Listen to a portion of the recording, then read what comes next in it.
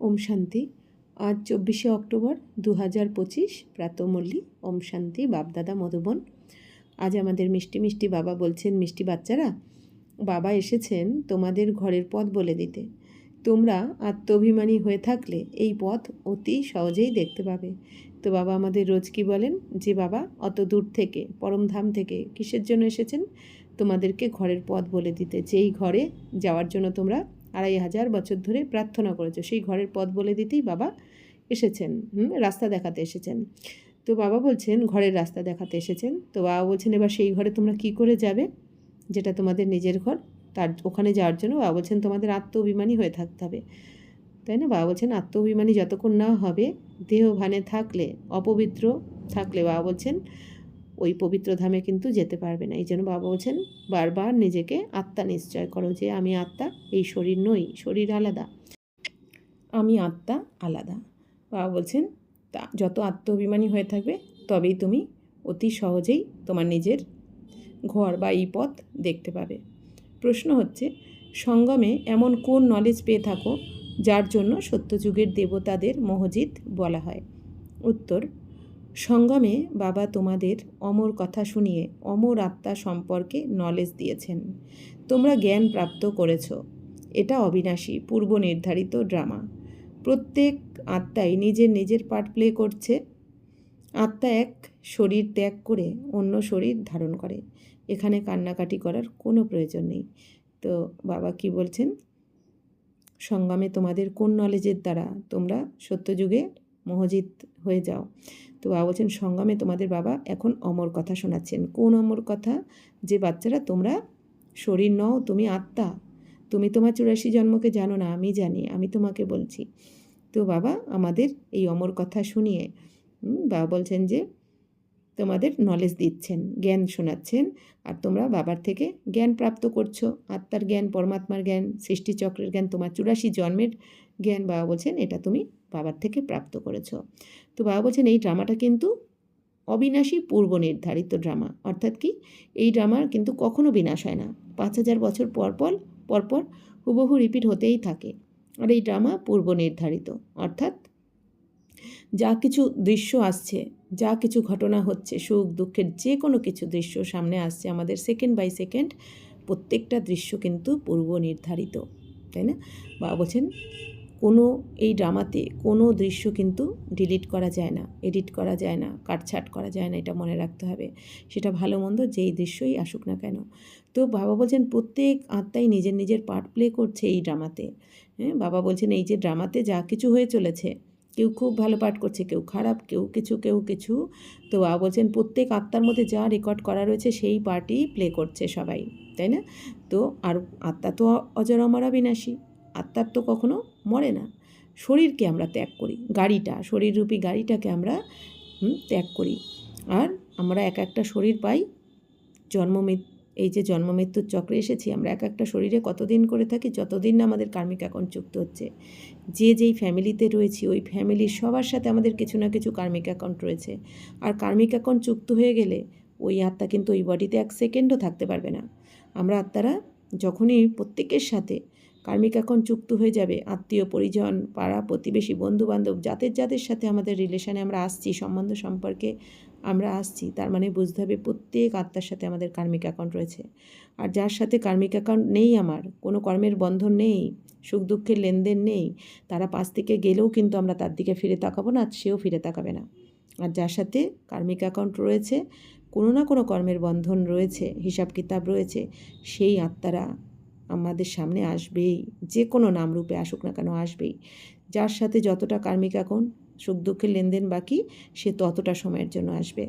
আর যেই আমাদের সুখ দুঃখের লেনদেন, হিসাব কিতাব যুক্ত হয়ে যাবে, 1 সেকেন্ডও কিন্তু আমরা তাদের সান্নিধ্যে আর থাকবো না। তো আমাদের বডি ছাড়তে হবে বা সেই স্থান ত্যাগ করতে হবে। তো এইভাবে বাবা বলছেন কি, তো প্রত্যেক আত্মার মধ্যে নিজের নিজের পার্ট রয়েছে যা তারা প্লে করছে। তো আত্মা এক শরীর ত্যাগ করে অন্য শরীর ধারণ করে।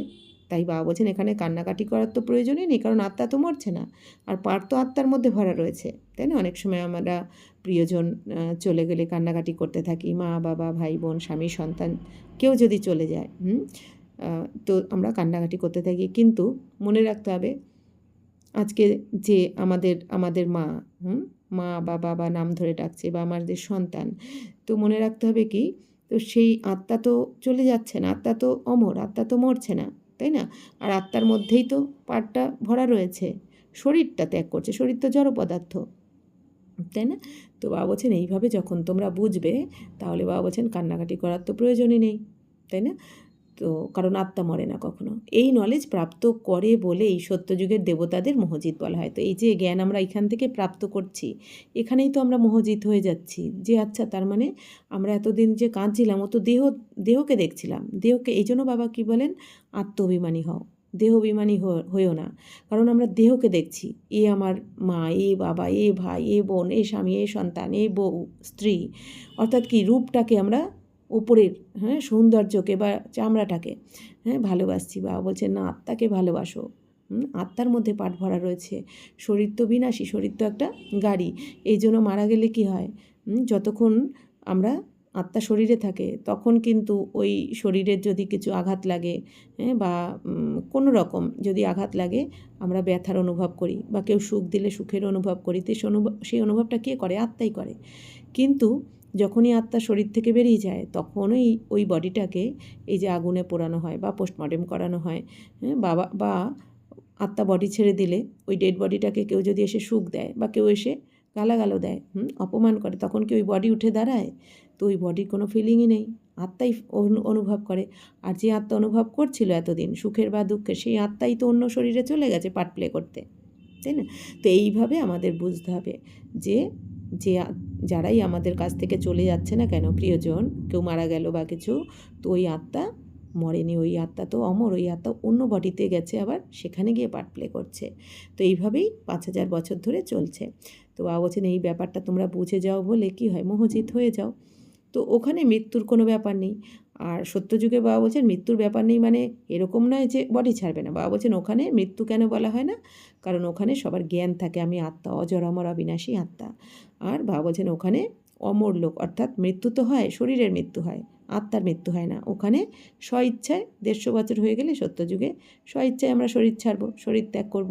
আর শরীর ত্যাগ করার আগে আমরা সাক্ষাৎকারও করব, যে কি রাজকুমার বা রাজকুমারী কী রূপে আমি জন্মগ্রহণ করব, এটা আমরা সাক্ষাৎকার করেই শরীর ছাড়ব সংকল্পের দ্বারা। এই জন্য বাবা বলছেন ওখানে মৃত্যুর ব্যাপার নেই। খুশির সাথে পুরানো শরীর ত্যাগ করে নতুন শরীর ধারণ করে। তো স্বর্গে কী হবে, বাবা বলছেন খুশির সাথে গিয়ে তোমরা পুরানো শরীরকে ত্যাগ করে নতুন শরীর ধারণ করো। এইখানে যেমন আমরা এই যে আমরা বস্ত্র পরছি, বস্ত্র ধারণ করছি, স্থূল, তো আমরা যখন ড্রেস চেঞ্জ করি, রোজ কতবার আমরা ড্রেস চেঞ্জ করি সারাদিনে, তো ড্রেস চেঞ্জ করার সময় আমরা কি কান্নাকাটি করি, কারণ এটা তো একটা স্থূল, তাই না, শরীরের ওপর একটা আমরা স্থূল ড্রেস পরে থাকি। ঠিক সেরকমই স্বর্গেও আমাদের ওই শরীররূপী ড্রেস আমরা চেঞ্জ করব। এই জন্য ওখানে কান্নাকাটি করার কোনো ব্যাপার থাকবে না, কারণ ওখানে মোহজিত থাকবে সবাই। আচ্ছা, গীত বেজেছে মুরলির প্রথমে, নয়নহীনকে পথ দেখাও, ওম শান্তি। মিষ্টি মিষ্টি রুহানি বাচ্চাদের রুহানি বাবা বলছেন পথ তো তোমাদের দেখাই, কিন্তু প্রথমে নিজেকে আত্মা নিশ্চিত করে বসো। দেহি অভিমানী হয়ে বসলে অতি সহজেই পথ দেখতে পাবে।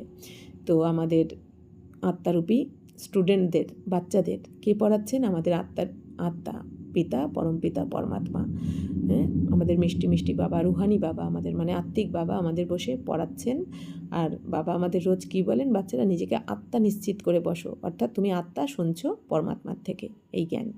দেহি অভিমানী হয়ে বসলে অতি সহজেই পথ দেখতে পাবে। বাবা বলছেন আত্ম অভিমানী মানে দেহি অভিমানী মানে আত্ম অভিমানী হয়ে যদি বসো, তাহলেই তোমরা সহজে পথ দেখতে পাবে।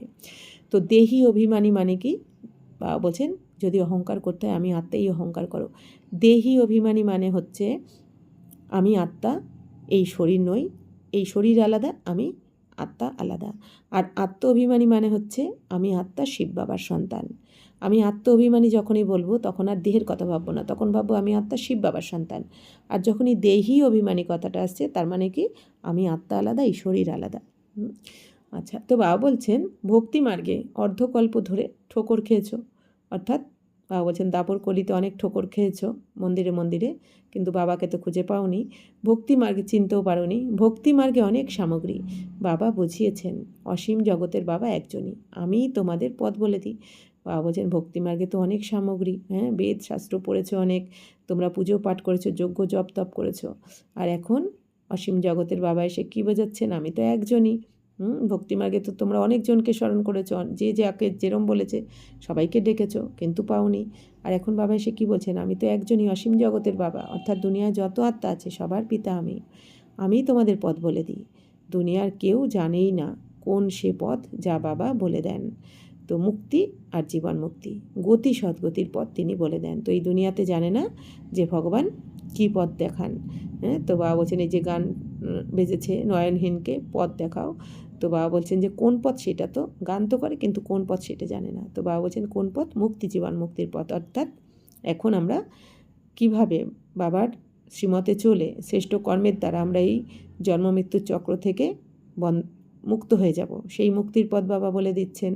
হ্যাঁ, আর জীবন মুক্তি অর্থাৎ কী করে আমরা স্বর্গে যাব সেই পথও বাবা বলে দিচ্ছেন। আর সদ্গতির পথ বাবা বলে দিচ্ছেন, দুর্গতি থেকে আমরা কিভাবে সদ্গতি হবে সেই পথও বাবা বলছেন। তো মুক্তি বলা হয় শান্তিধামকে, অর্থাৎ আমরা আত্মারা যখনই কর্মের বন্ধন থেকে মুক্ত হয়ে যাব, কার্মিক এখন যুক্ত হয়ে যাবে, তখনই আমরা শান্তিধামে চলে যাব। আত্মা শরীর ছাড়া কথা বলতে পারে না, কর্মেন্দ্রিয় দ্বারাই আওয়াজ হয়, মুখ না থাকলে আওয়াজ কোথা থেকে বেরোবে। তো আমরা আত্মারা এই কর্মেন্দ্রিয়ের দ্বারা কর্ম করছি, অর্থাৎ আত্মা এই শরীরে প্রবেশ করে এই মুখ দ্বারা বলছে, কান দ্বারা শুনছে, চোখ দ্বারা দেখছে, হ্যাঁ, হাত দ্বারা কাজ করছে। তো শরীর ছাড়া তো আত্মা কিছু করতে পারে না। তো আত্মা কর্মেন্দ্রিয় পেয়েছে কর্ম করার জন্য। রাবণ রাজ্যে তোমাদের দ্বারা বিকর্ম হয়, এই বিকর্ম ছিছি কর্ম করিয়ে দেয়। তো বাবা বলছেন এটা তো তোমাদের কর্মক্ষেত্র, তো আত্মারা শরীরের দ্বারা এই কর্মক্ষেত্রে অর্থাৎ এই দুনিয়াতে কর্ম করছে। তো বাবা বলছেন রাবণ রাজ্য মানে দাপর কলিতেই তোমরা বিকর্ম করেছো, পাপ কর্ম করেছো। বাবা বলছেন এই বিকর্ম ছিছি কর্ম করিয়ে দেয়, অর্থাৎ অপবিত্র কর্ম করিয়ে দেয়। সত্যযুগে রাবণ নেই, সুতরাং সেখানে কর্ম অকর্ম হয়ে যায়।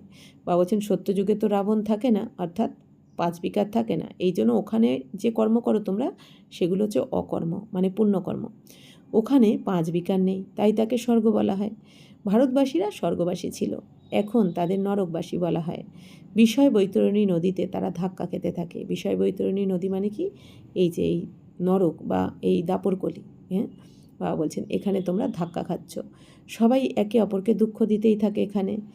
এখন বাবাকে ডেকে বলে বাবা এমন জায়গায় নিয়ে চলো যেখানে দুঃখের লেশ পর্যন্ত নেই। ভারত যখন স্বর্গ ছিল দুঃখের লেশ পর্যন্ত ছিল না। বাবা বলছেন দুঃখের লেশ কোথায় থাকবে না, স্বর্গে। বাবা বলছেন এখানে তো দুঃখ থাকবেই, কলিযুগের অন্তিমে তো আরও বেশি দুঃখ।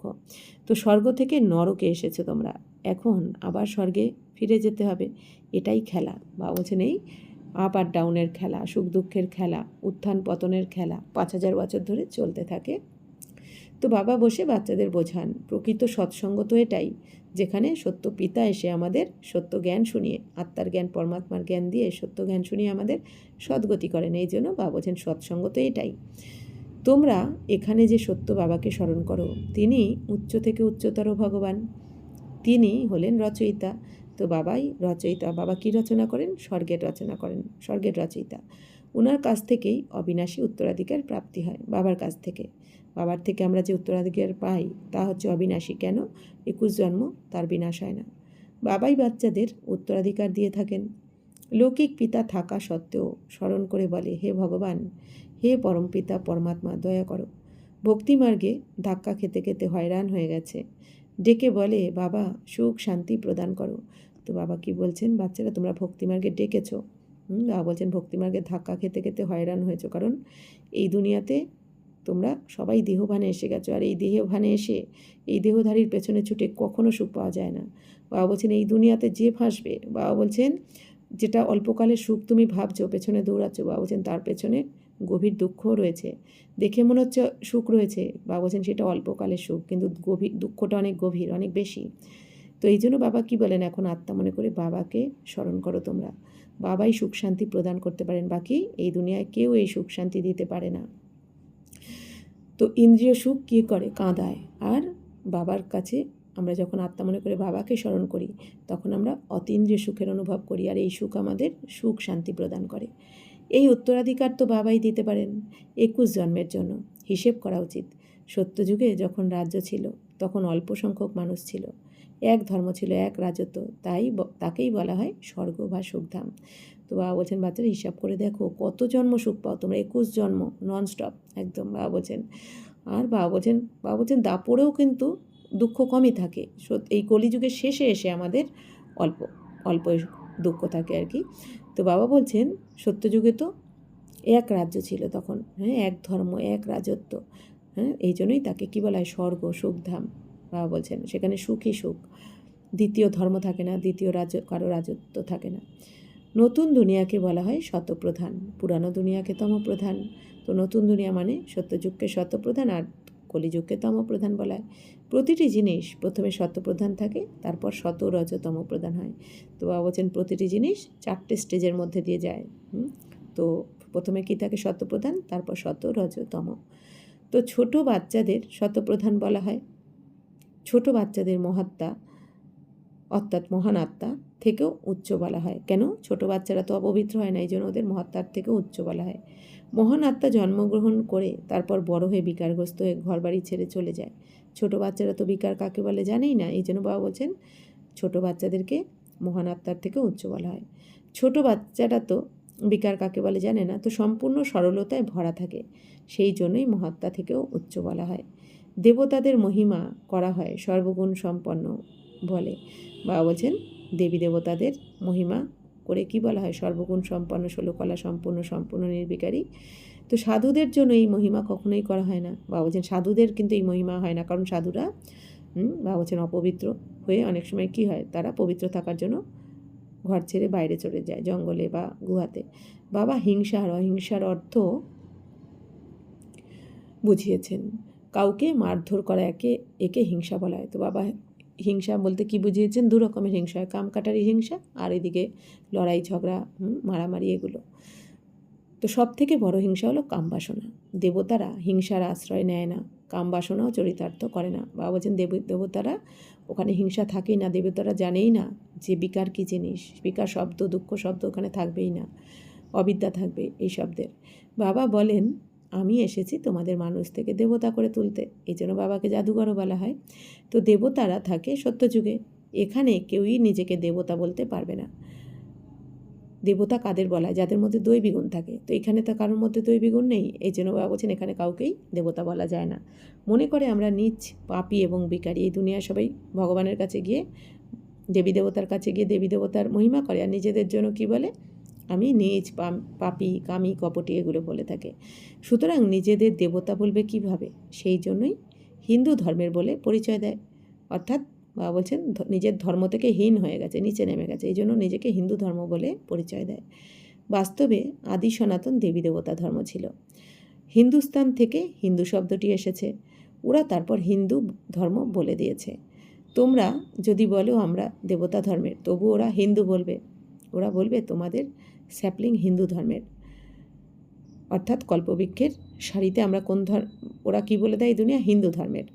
পতিত হওয়ার জন্য নিজেদের দেবতা বলতে পারে না, এই জন্য কী বলে দেয়, পতিত হয়ে যাওয়ার জন্য হিন্দু ধর্ম। কিন্তু বাবা বলছেন হিন্দু ধর্ম বলে হয় না, আসল ধর্ম হচ্ছে আদি সনাতন দেবী দেবতা ধর্ম। এরাই নিজেদেরকে হিন্দু ধর্ম বলেছে দাপর থেকে। এখন তোমরা জেনেছো আমরা পূজ্য দেবতা ছিলাম, এখন পূজারী হয়েছি। পূজাও প্রথমে শিবের করতে, তারপর ব্যভিচারী পূজারী হয়েছ। বাবা বলছেন বাচ্চারা দাপর থেকে তোমরা শুধু অব্যভিচারী শিবের পূজাই করেছো, তারপর আস্তে আস্তে তোমরা পরে অন্যান্য দেবী দেবতার পূজাও শুরু করেছো, ব্যভিচারী হয়ে গেছো।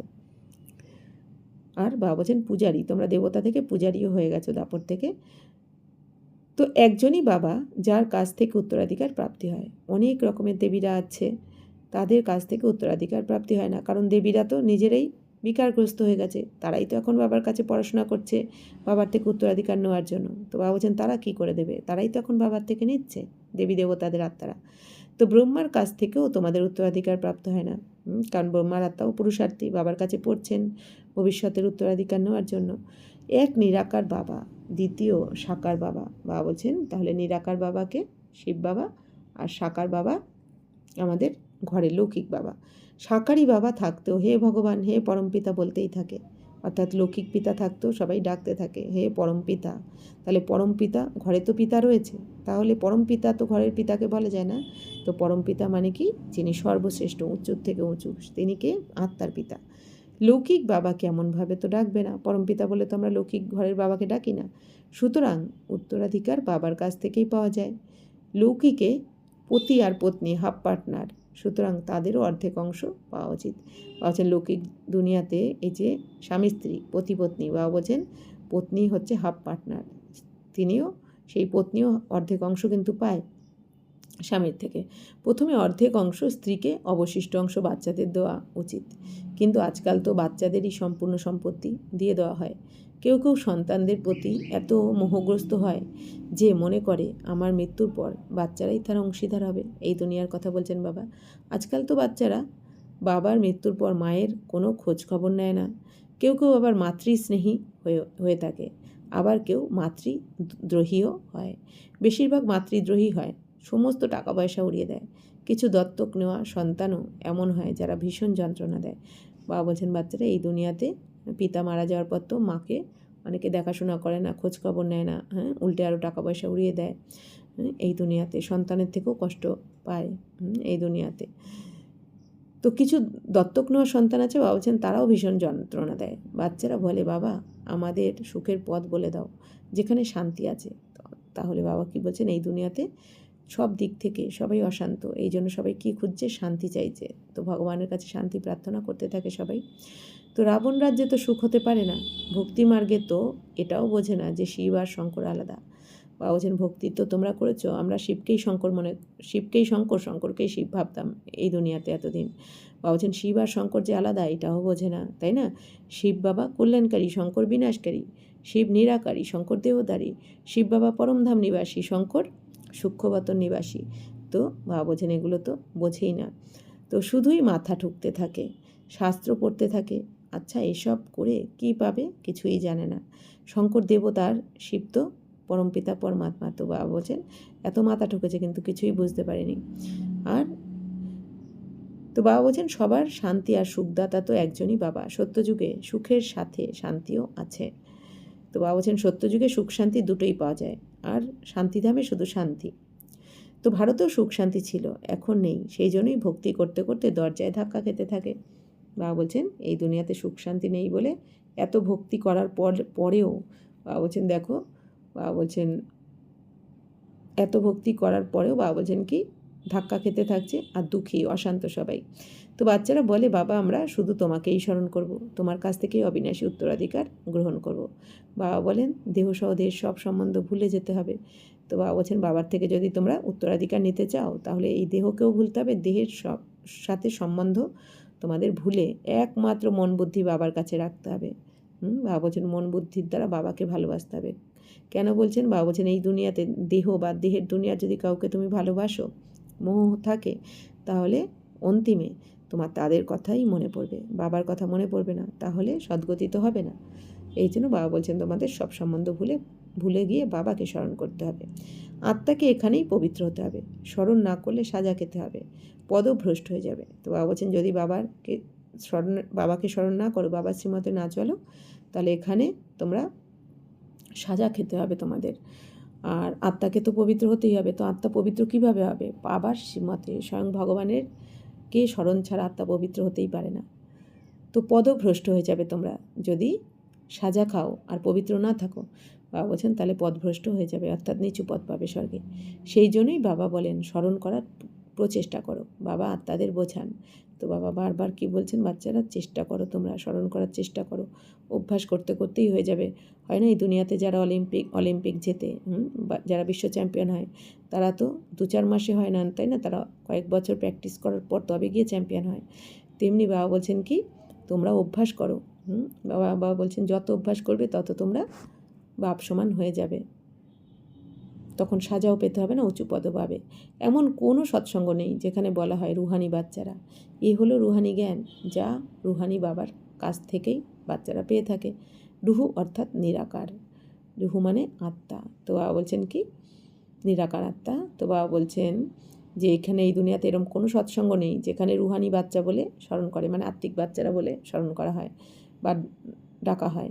বাবা বলছেন এইটা তো আত্মার জ্ঞান, এই যে আমরা রোজ জ্ঞান শুনছি এটা রুহানি জ্ঞান, মানে আত্মার জ্ঞান, আত্মিক জ্ঞান।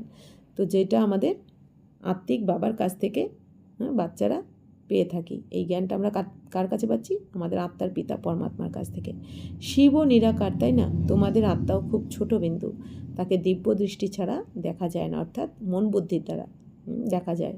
দিব্য দৃষ্টি মানে মন বুদ্ধির দ্বারাই দেখা যায় আত্মাকে, বাকি সূক্ষ্মাতি সূক্ষ্ম যন্ত্রের মাধ্যমেও দেখা যায় না। বাবাই দিব্য দৃষ্টি প্রদান করেন। ভক্তরা বসে হনুমান, গণেশ ইত্যাদি পূজা করে থাকে। ওদের সাক্ষাৎকার কিভাবে হবে? বাবা বলেন দিব্য দৃষ্টিদাতা একমাত্র আমি। তো বাবা বলছেন ভক্তরা তো হনুমানজিকে, গণেশজিকে পূজা করে, কিন্তু বাবা বলছেন ওদের সাক্ষাৎকার কি করে হবে তাহলে তোমাদের? বাবা বলছেন দিব্য দৃষ্টিদাতা তো শিব বাবাই। তো বাবাই সাক্ষাৎকার করান। যে অনেক ভক্তি করে তাকে বাবা বলছেন বাবাই সাক্ষাৎকার করিয়ে দেন। কারণ ভক্তির বাবা বলছেন সাক্ষাৎকার যদি না করে তাহলে তো তাদের বিশ্বাস চলে যাবে, এই জন্য বাবাই সাক্ষাৎকার করান। কিন্তু এতে কোনো লাভ হয় না। কিন্তু বাবা বলছেন সাক্ষাৎকার করে তো আর জীবন পরিবর্তন হয় না। জীবন পরিবর্তন করতে গেলে পড়াশোনা করতে হয়, এই রাজযোগের জ্ঞান শুনতে হয়। তো শুধুমাত্র খুশি অনুভব হয়। বাবা বলছেন বাকি ওই সাক্ষাৎকার করে শুধু খুশি অনুভব হবে, বাকি লাভ কিছু হবে না। তো পাপ তো তারপরও করে থাকে, কিছুই প্রাপ্তি হয় না। বাবা বলছেন অনেকে সাক্ষাৎকার করেও তো পাপ করতে থাকছে, তাহলে লাভ তো কিছু হচ্ছে না, তার প্রাপ্তি হচ্ছে না। পড়াশোনা ছাড়া কিছুই হওয়া যায় না। এই জন্য বাবা কি বলছেন, এই দুনিয়াতেও পড়াশোনা না করলে তো কেউ উঁচু পদ পেতে পারে না। তেমনি বাবা বলছেন পড়াশোনা ছাড়া তোমরা ফল লাভ করতে পারো না, প্রাপ্তি হবে না। দেবতারা সর্বগুণ সম্পন্ন, তোমরাও এমন হয়ে ওঠো, তাই না? তো বাবা বলছেন এখন তোমরা পুরুষার্থ করে দেবী দেবতাদের মতো সর্বগুণে সম্পন্ন হচ্ছ, তোমরাও এমন হয়ে ওঠো। সব কিছুই তো ভক্তি মার্গের সাক্ষাৎকার।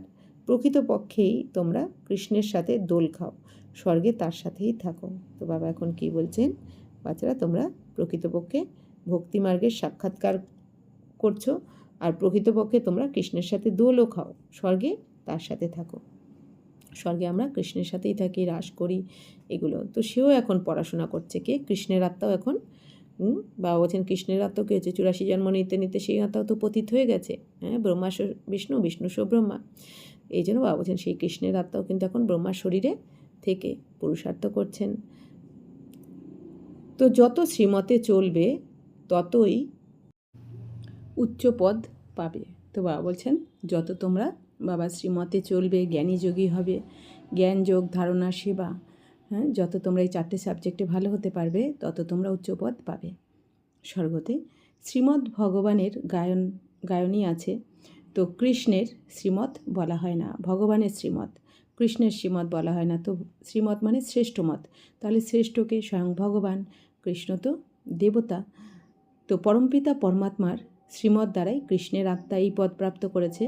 তোমাদের আত্মাও দেবতা ধর্মে ছিল, অর্থাৎ কৃষ্ণের ঘরানায় ছিল। তো বাবা বলছেন কৃষ্ণের আত্মাও তো শিব বাবার কাছে পড়াশোনা করেই এই কৃষ্ণপদ পেয়েছে। আর বাবা বলছে যে আত্মারাও কি দেবতা ধর্মে ছিল, আমরা আত্মারা। তো বাবা বলছেন অর্থাৎ কৃষ্ণের ঘরানায় আমরা ছিলাম, এই জন্য বলা হয় না বসুদেব কুটুম্বকম। তো ভারতবাসীরাও তো জানেই না রাধা কৃষ্ণের মধ্যে প্রকৃত সম্পর্ক কী, একে অপরের কে হয়। দুজনেই ভিন্ন ভিন্ন রাজ্যে ছিল। স্বয়ম্বরের পর লক্ষ্মীনারায়ণ হয়। তো মনে রাখতে হবে রাধাকৃষ্ণ কিন্তু আলাদা আলাদা রাজ্যের হবে। স্বয়ম্বরের পর অর্থাৎ বিয়ের পর এদের নাম হবে লক্ষ্মীনারায়ণ। এই সব বিষয় বাবাই এসে বোঝান। এখন তোমরা স্বর্গের প্রিন্স প্রিন্সেস হওয়ার জন্য পড়াশোনা করছো। প্রিন্স প্রিন্সেসদের স্বয়ম্বর হওয়ার পর নাম বদলে যায়। তো বাবা বলছেন স্বর্গের প্রিন্স প্রিন্সেসদের যখন স্বয়ম্বর হবে, বিয়ে হবে, তারপর তাদের নাম পরিবর্তন হয়ে যাবে। তো বাবা বাচ্চাদের এমনই দেবতা করে গড়ে তোলেন। যদি বাবার শ্রীমতে চলো তবেই তোমরা এরকম দেবতা হবে। তো অর্থাৎ বাবা বলছেন যত তোমরা দৈবী গুণে সম্পন্ন হবে বাবার শ্রীমতে চলে, তবেই দেবী দেবতার ঘরানায় যেতে পারবে। তোমরা হলে মুখ বংশাবলী, ওরা হলো কুখ বংশাবলী। তো বাবা বলছেন তোমরা মুখ বংশাবলী ব্রাহ্মণ, অর্থাৎ ব্রহ্মা বাবার মুখের দ্বারা জন্ম হয়েছে, আর এই দুনিয়ার ব্রাহ্মণরা গর্ভজাত ব্রাহ্মণ।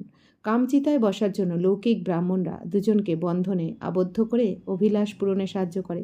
বাবা বলছেন এই দুনিয়াতে ওই যে ব্রাহ্মণরা যে এই বিয়ে শাদী করায়, বাবা বলছেন সেটা কি হয়, দুজনকে বন্ধনে আবদ্ধ করে বাবা বলছেন তারপর তাদের অভিলাষ পূরণ করার জন্য সাহায্য করে, অর্থাৎ কামচিতায় বসানো হয়। তোমরা প্রকৃত ব্রাহ্মণরা কামচিতা থেকে জ্ঞান চিতায় বসার জন্য আবদ্ধ করে থাকো। তো বাবা বলছেন কত তফাৎ। লৌকিক ব্রাহ্মণরা কি করছে, বিয়ে শাদী করিয়ে তারা কামচিতায় বসানোর জন্য তাদের বিয়ে শাদী দিচ্ছে মন্ত্রের দ্বারা। আর বাবা বলছেন আমরা ব্রাহ্মণ বাচ্চারা বাবার শ্রীমতে চলে অন্যান্য অজ্ঞানী আত্মাদেরকেও কী করছি, জ্ঞান চিতায় বসার জন্য আমরা আবদ্ধ করছি, পবিত্র থাকার জন্য। সুতরাং সেই সব ছাড়তে হয়। তো বাচ্চারা এইখানে কত লড়াই ঝগড়া করে, টাকা পয়সা নষ্ট করে থাকে। দুনিয়া ভীষণ নোংরা হয়ে গেছে। সবচেয়ে নোংরা জিনিস হলো বায়োস্কোপ। ভালো ভালো বাচ্চারা এই বায়োস্কোপ দেখে খারাপ হয়ে যায়। তো বাবা বলছেন এই যে সিনেমা নাটক এইসব দেখে বাচ্চারা খারাপ হয়ে যাচ্ছে, তাই না? তো সেই জন্য বিকেদের বায়োস্কোপ দেখতে মানা করা হয়। তবে হ্যাঁ, যে মজবুত তাকে বাবা বলেন ওখানে গিয়েও তোমরা সার্ভিস করো। তো বাবা বলছেন যে পবিত্রতায় মজবুত হয়ে যায়। বাবা বলছেন জ্ঞানী যোগী হয় প্রকৃত, তাদেরকে বাবা কি বলেন, বায়োস্কোপ দেখতে গিয়েও সেখানে সেবা করো, সার্ভিস করো। বাকি অন্যদেরকে বাবা বারণ করেন, কারণ বায়োস্কোপ দেখে কি হয়, মন বুদ্ধি মধ্যে খারাপ সংকল্প চলতে থাকে, তারাও অপবিত্রতার দিকে অনেক সময় চলে যায়। তো ওদের বুঝিয়ে বলো এত সীমিত সময়ের বায়োস্কোপ, অসীম জগতেরও বায়োস্কোপ আছে। এই বায়োস্কোপ থেকেই এসব মিথ্যে বায়োস্কোপ তৈরি হয়েছে। তো বাচ্চারা তোমাদের এখন বাবা বুঝিয়েছেন মূল বতন, যেখানে সব আত্মাদের নিবাস, আর মাঝখানে সূক্ষ্মবতন। তো বাবা বলছেন মূল বতন অর্থাৎ পরমধাম, শান্তিধাম, মুক্তিধাম, যেখানে আত্মারা নিবাস করে। আর মাঝখানে হচ্ছে সূক্ষ্মবতন, যেটা দেবলোক। এটা হলো সাকার বতন। তো সূক্ষ্মবতন বা দেবলোক মানে আকারই দেবী দেবতা যেখানে থাকেন, ব্রহ্মাপুরী, বিষ্ণুপুরী, শঙ্করপুরী। আর সাকার বতন মানে এই মনুষ্যলোক, যেখানে আমরা আত্মারা শরীরের প্রবেশ করে কর্ম করছি, কর্মক্ষেত্রে। সমস্ত খেলা এখানেই চলে। তো বাবা বলছেন এই সুখ দুঃখের খেলা চলে এই সাকার বতনে, মনুষ্যলোকে। এই চক্র ঘুরতেই থাকে। তোমরা ব্রাহ্মণ বাচ্চাদেরই সদর্শন চক্রধারী হতে হবে, দেবতাদের নয়। কিন্তু ব্রাহ্মণদের অলঙ্কার দেওয়া হয় না, কেননা পুরুষার্থী। তো বাবা কি বলছেন যে বাচ্চারা তোমরা ব্রাহ্মণ বাচ্চারাই সদর্শন চক্রধারী, অর্থাৎ সদর্শন অর্থাৎ নিজেকে দেখতে হবে যে আমার মধ্যে কী কী অবগুণ রয়েছে, সেই অবগুণের গলা কাটতে হবে। নিজের 84 জন্মকে দেখে যে আমি কী ছিলাম, দেবী দেবতা, তারপর কিভাবে আমি বিকারে আসলাম, এখন আমাকে আবার স্বয়ং ভগবান এসে শ্রীমত দিচ্ছেন, পবিত্র বানাচ্ছেন। এই জন্য আমাকে নিজেরকে দেখতে হবে যে আমি যে দেবী দেবতা ছিলাম, আবার আমাকে ওই পথটা নেওয়ার জন্য বাবার শ্রীমতে চলে আমাকে পবিত্র হতে হবে। তাই বাবা বলছেন কি, তোমার মধ্যে কী কী অবগুণ প্রবেশ করেছে, যার জন্য তোমার দেবী দেবতা পদ নষ্ট হয়ে গেছে, সেই নিজেকে দেখো, নিজের অবগুণকে খুঁজে বার করে বাবা বলছেন সেই অবগুণকে বাবা বলছেন অবগুণের গলা কাটো, নষ্ট করো। বাকি দেবতারা সদর্শন চক্রধারী নয়, কিন্তু ব্রাহ্মণদের অলঙ্কার দেওয়া হয় না, কেননা পুরুষার্থী। তো বাবা বলছেন কি, এই বিষ্ণুর হাতে দেখিয়ে দেওয়া হয় 4টে অলঙ্কার, ব্রাহ্মণদের হাতে দেখানো হয় না কেন, কারণ ব্রাহ্মণরা পুরুষার্থ করছে। আজ ভালো তো কাল আবার নিচে নেমে যায়। তো ব্রাহ্মণরা আজকে ভালো পুরুষার্থ করে পবিত্র হচ্ছে, কালকে আবার নিচে নেমে যায়। এই জন্য ব্রাহ্মণদের হাতে এই অলঙ্কার দেওয়া হয় না, শঙ্খচক্র গদাপদ্ম। তো যখন আমরা সম্পূর্ণ হয়ে যাই তখন আমাদের বিষ্ণুর হাতে দেখানো হয় এই শঙ্খচক্র গদাপদ্ম। বাকি বাবা বলছেন দেবতারা কিন্তু সদর্শন চক্রধারী হবে না, কারণ দেবতাদের মধ্যে তো অবগুণ থাকবেই না। এই জন্য তাদের পুরুষার্থ করতে হবে না, নিজেদের অবগুণকে নষ্ট করার জন্য সদর্শন চক্রধারী হতে হবে না দেবতাদের, কারণ তাদের মধ্যে তো থাকবেই না। ব্রাহ্মণদের মধ্যে, আমাদের মধ্যে রয়েছে অবগুণ। এই জন্য বাবা বলছেন তোমরা সদর্শন চক্রধারী, নিজেকে দেখো মানে নিজের মধ্যে কী অবগুণ রয়েছে, কী বিকার রয়েছে, সেগুলোকে বার করে তাকে সমাপ্ত করো, যজ্ঞে সোহা করো। সেই জন্যই দেবতাদের বাবা বলছেন দেওয়া হয় সদর্শন চক্র। কৃষ্ণকে দেখানো হয়েছে সদর্শন চক্র দিয়ে, অকাসুর বকাসুরকে বধ করেছে। দেবতারা তো অহিংসার প্রতীক, তারা হিংসার আশ্রয় কেন নেবে? তো এসবই ভক্তিমার্গে। তো বাবা বলছেন এগুলো ভক্তিমার্গে দেখানো হয়েছে। কৃষ্ণের হাতে সদর্শন চক্র দিয়ে অকাসুর বকাসুরকে বধ করেছে। বাকি কৃষ্ণ তো দেবতা, তো সত্যযুগে তো কৃষ্ণ ফার্স্ট প্রিন্স, তো ওখানে তো অসুর থাকবেই না, রাবণ থাকবেই না। বাবা বলছেন ওখানে তো হিংসা থাকবেই না। তো এগুলো সব ভক্তিমার্গে দেখানো হয়। যেখানেই যাও শিবলিঙ্গ দেখা যায়, শুধুমাত্র ভিন্ন ভিন্ন নামকরণ করা হয়েছে। তো বাবা বলছেন শিবলিঙ্গ তো চারদিকেই রয়েছে, সবাই পুজো করছে। বাবা বলছেন যে বাকি আলাদা আলাদা নাম দেওয়া হয়েছে, বদ্রীনাথ, কেদারনাথ, তাই না, পশুপতিনাথ, বাবা বলছেন বিশ্বনাথ, এরকম। তো কত মাটির মূর্তি তৈরি করে অলঙ্কৃত করে, 1000 টাকা খরচ করে মূর্তি তৈরি করে, তার পূজা করে, পালন করে এবং তারপর তাকে জলে ফেলে দেয়। তো বাবা বলছেন কি, এটাই হচ্ছে তমপ্রধান ভক্তি। তো বাবা বলছেন দেখো কী করে, কত টাকা পয়সা খরচ করে মূর্তিও তৈরি করছে, তারপর তাকে পুজো করছে, তাকে প্রাণদান করছে, তারপর আবার মন্দিরে স্থাপিত করে প্রাণদান করে তাকে আবার জলে বিসর্জনও দিয়ে দেওয়া হয়, বাবা বলছেন কি প্রাণও দান করলো, আবার এদিকে বিসর্জনও দিচ্ছে। এই জন্য বাবা বলছেন কি, তো তমপ্রধান ভক্তি হয়ে গেল। মাটির পুতুল পূজা করতে কত খরচ করে, কিন্তু কিছুই প্রাপ্তি হয় না। তাই বাবা বলছেন এগুলো কি মাটির পুতুল পূজা, তাই না? কিন্তু পাওয়া তো যায় না এই পুজোর দ্বারা। বাবা বোঝান, অর্থাৎ কি মুক্তি, জীবন মুক্তি তো পায় না কেউ। বাবা বোঝান এই সবই হলো পয়সা নষ্ট করার ভক্তি। নিচেই নেমেছে সবাই। তো বাবা বলছেন এত টাকা পয়সা খরচ করে ভক্তি করেও সবাই তমপ্রধান হয়ে গেছে, নিচেই নেমেছে, ওপরে কেউ উঠতে পারেনি। বাবা আসেন তখন সবার উত্তরণের কলা শুরু হয়। আর যখন বাবা আসেন এই দুনিয়াতে, ভারতে অবতরণ হয়, তখনই সমস্ত আত্মাদের আবার ওপরে ওঠার পালা শুরু হয়, অর্থাৎ উত্তরণের কলা। মানে আত্মাদের মধ্যে তখন গুণ এসে যায় বাবা শ্রীমতে চলে। বাবাকে পেয়ে সবাইকে শান্তিধাম সুখধামে নিয়ে যান, পয়সা নষ্ট করার কোনো প্রশ্ন নেই। আর বাবা বলছেন এখন শান্তিধামে সুখধামে নিয়ে যাচ্ছেন, অথচ টাকা পয়সা তো নষ্ট হচ্ছে না কিছু, এখানে তোমাদের দিতে হয় না। ভক্তিমার্গে তোমরা পয়সা নষ্ট করতে বিকারগ্রস্ত হয়ে গেছো। বিকার নির্বিকার হওয়ার কথা বাবাই বসে বোঝান। তোমরাই লক্ষ্মীনারায়ণ বংশে ছিলে, তাই না? তো এখন বাবা তোমাদের নর থেকে নারায়ণ হয়ে ওঠার শিক্ষা দিচ্ছেন। তো ভক্তিমার্গে ওরা কত তিজোরির কথা, অমর কথা শোনায়, সব মিথ্যা। তিজোরির কথা তো এটা যে জ্ঞানের দ্বারা তার তৃতীয় নেত্র খুলে যায়। তো তিজোরির কথা মানে এই জ্ঞানের দ্বারা আমরা বলছেন এই যে তৃতীয় নেত্র খুলে যাচ্ছে, এটা হচ্ছে তিজোরির কথা। আর অমর কথা অর্থাৎ আমরা আত্মারা, বাবা কি বলেন যে তুমি অমর আত্মা, তুমি শরীর নও, তুমি তোমার 84 চক্র জন্মকে ভুলে গেছো। তুমি সত্যযুগে বাবা বলছেন কি স্বইচ্ছায় শরীর ছাড়বে সংকল্পের দ্বারা। তো ওখানে বাবা বলছেন কি তোমাদের মৃত্যু হবে না, ওখানে স্বইচ্ছায় তোমরা শরীর পরিত্যাগ করবে, এক ড্রেস চেঞ্জ করে আর একটা ড্রেস পরবে। তো বাবা বলছেন এইটাই আমাদের অমর কথা। অমরনাথ এসে আমাদের অমর কথা শোনাচ্ছেন যে তোমরা আত্মারা অমর। তো সম্পূর্ণ চক্র বুদ্ধিতে এখন তোমাদের এসে যায়, তোমরা জ্ঞানের তৃতীয় নেত্র পেয়ে গেছো, অমর কথাও তোমরা শুনছো। অমর বাবা তোমাদের কথা শোনাচ্ছেন, অমরপুরীর মালিক করে তুলছেন। ওখানে তোমাদের মৃত্যু হয় না। এখানে তো কাল অর্থাৎ অকালে মৃত্যু মানুষকে কত ভীত করে তোলে। তো বাবা বলছেন এই দুনিয়াতে তো মৃত্যুর সময় নেই, মানুষ এই দুনিয়াতে মরতে ভয় পায় কেন? নিজেকে শরীর মনে করছে। ওখানে ভয় পাওয়ার কান্নাকাটির কোনো প্রয়োজন নেই। বা বলছেন ওখানে তো তোমরা না ভয় পাবে না কান্নাকাটি করবে, কারণ ওখানে জ্ঞান থাকবে যে আত্মা তো মরছে না, আর আত্মাই তো পার্ট প্লে করছে। খুশির সাথে পুরানো শরীর ত্যাগ করে নতুন শরীর ধারণ করে। এখানে মানুষ কত কান্নাকাটি করে, এটা হলো কান্নার দুনিয়া। বাবা বলেন এই ড্রামা পূর্ব নির্ধারিত, প্রত্যেকেই নিজের পার্ট প্লে করছে। তো বাবা বলছেন এখানে মানুষ কেউ মারা গেলে কান্নাকাটি করতে থাকে, তাই না? কারণ জানেই না যে আত্মা অমর। কিন্তু বাবা কি বলছেন, আত্মার মধ্যে তো নির্ধারিতই রয়েছে, নির্ধারণ করাই রয়েছে কোন শরীর, কোন আত্মা কবে শরীর ত্যাগ করবে। তো যখন আত্মার কার্মিকাকণ চুক্ত হয়ে যায়, যেই ফ্যামিলিতে রয়েছে, যাদের সাথে কর্মবন্ধনে রয়েছে, তো কর্মের লেনদেন যখন চুক্ত হয়ে যায়, সুখ দুঃখের লেনদেন যখন চুক্ত হয়ে যায়, তখন সেই আত্মা কিন্তু 1 সেকেন্ডও বেশি বা কম কিন্তু ওই বডিতে থাকতে পারে না, তাকে চলে যেতেই হবে।